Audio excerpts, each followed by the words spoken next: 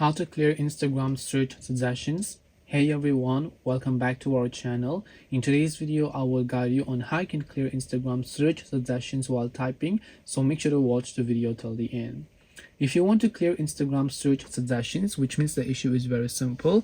If I open the Instagram app, if I hit the search button, and if I just try to type something, what happens here is that you should be able to see a list of suggestions. Now, one thing you have to understand is that these are not suggestions.